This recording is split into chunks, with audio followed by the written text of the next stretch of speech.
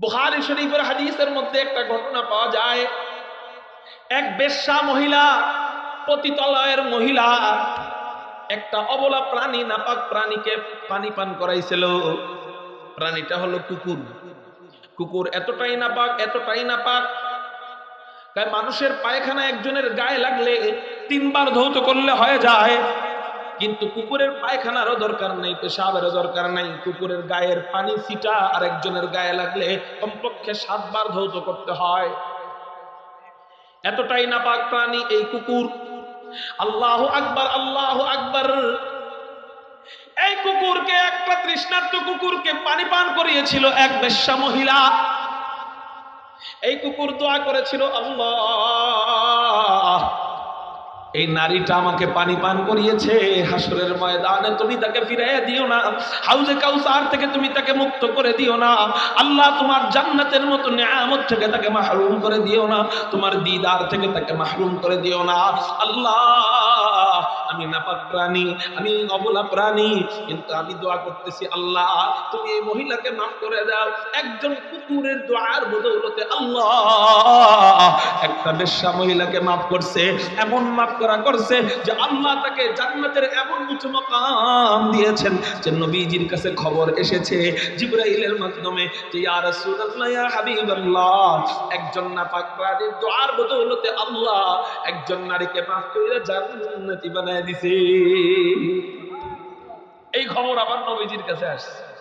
আল্লাহ, একটা নাপাক প্রাণীর দোয়ার বদৌলতে যদি একজন বেশ্যা নারীকে আল্লাহ মাফ করে দিতে পারে, একজন তালবে ইলম মাদ্রাসার একজন শিক্ষার্থীর জন্য আসমান জমিনের সমস্ত মাখলুকেরা আল্লাহর কাছে দোয়া করে, একজনের দোয়া যদি কবুল হয়, একটা কুকুরের দোয়া যদি কবুল হয়, কোটি কোটি মাখলুকেরা আল্লাহর কাছে দোয়া করলে এই দোয়া কবুল হবে না? হ্যাঁ, নবীজি বলেন হাত্তাল হিতানু ফিল মা,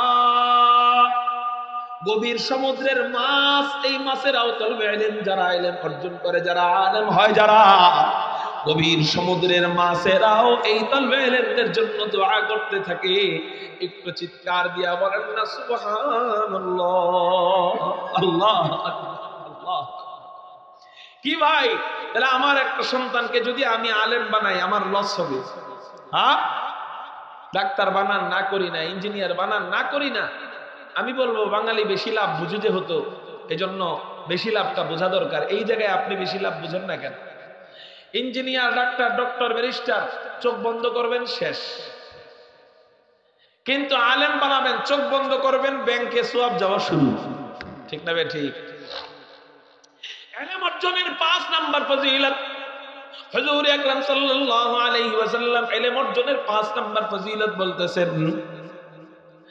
ইন্নামাল উলামা হুম ওয়ারাসাতুল আম্বিয়া ওয়া ইন্নাল আম্বিয়া লাম ইউরিসু দিনারাও ওয়ালা দিরহামা ওয়া ইন্নামা ওয়ারাসুল ইলম ফামান আখাযা বিহি আখাযা বিহাযযিন ওয়াফির। হুজুর আকরাম সাল্লাল্লাহু আলাইহি ওয়াসাল্লাম বলেন, ইলম অর্জন করার পর এবার তুমি আলেম হইলা, আলেম হওয়ার পর তোমার মাকাম কোথায় গেল জানোনি? কয় কুল্লু নাফসিন যায়িকাতুল মাউত, প্রত্যেকটা প্রাণীকে মৃত্যুর স্বাদ গ্রহণ করতে হবে। এমনকি আমি নবীও চিরকাল দুনিয়াতে থাকবো না, আমি নবীও চলে যাচ্ছি দুনিয়া থেকে, কিন্তু আমার চেয়ারকে আমি খালি রেখে গেলাম না, আমার চেয়ারে আমি বসায় রেখে গেলাম। ইন্নামাল উলামা ওয়ারাসাতুল আম্বিয়া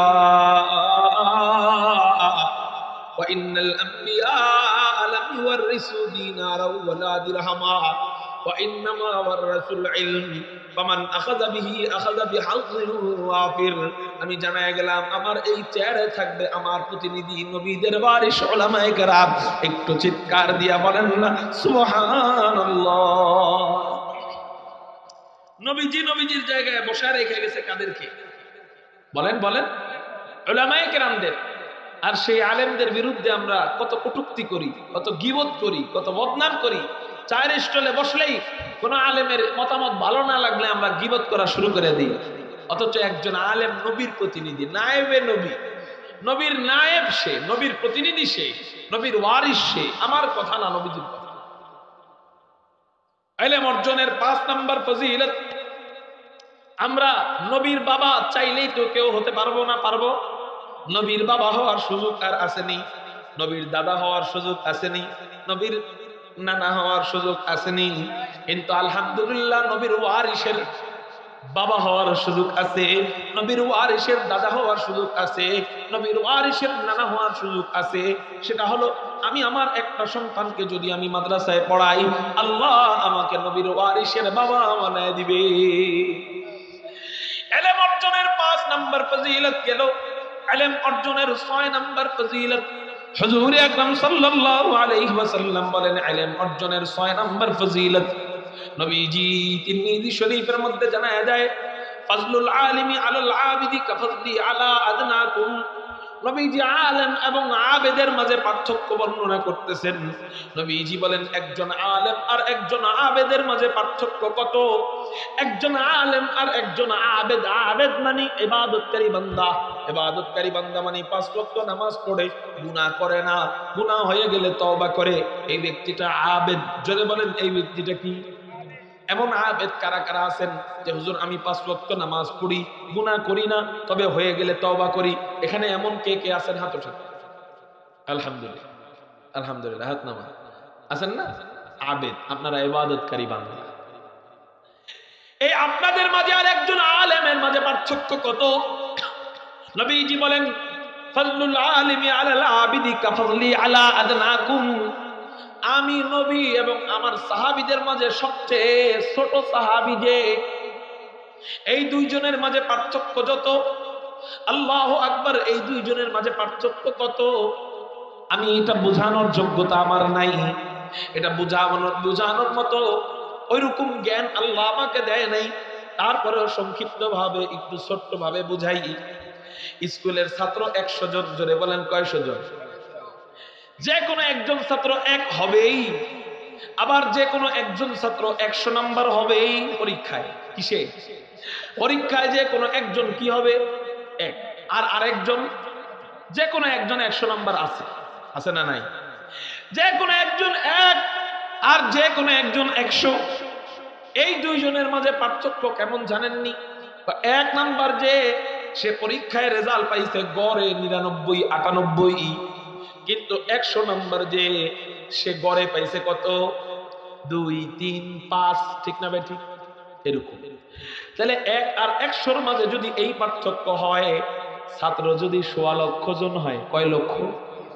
1,25,000 হয়, তাহলে ওই 1 নাম্বার আর 1.25 লক্ষ নাম্বারের মাঝে কত পার্থক্য হইতে পারে? চিন্তা করে।